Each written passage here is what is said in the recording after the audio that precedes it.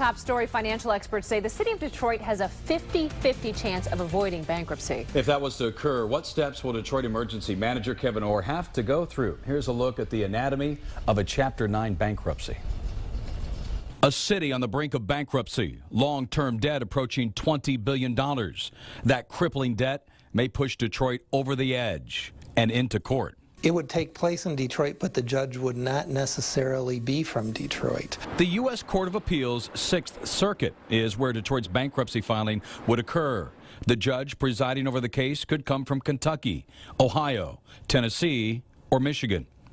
But the Chapter 9 filing is only the first step. And even if the city takes that step, they must meet the federal criteria.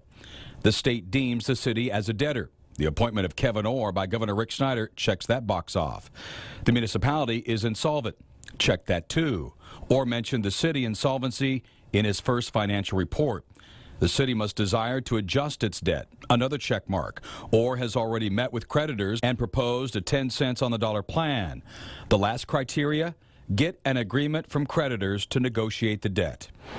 Well, emergency manager Kevyn Orr is waiting word on that.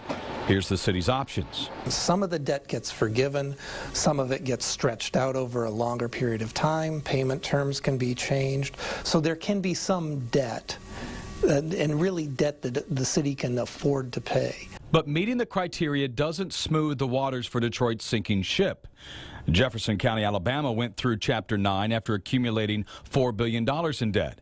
County Commissioner President David Carrington has this bit of advice. You need to go hire the best counsel, legal and professional advice you can get. Well, that may be a good idea, but hiring the best counsel comes with a price. Bankruptcy attorneys tell me the legal fees alone for Detroit Chapter 9 bankruptcy could be in the tens of millions of dollars, with most good attorneys charging around $1,000 an hour.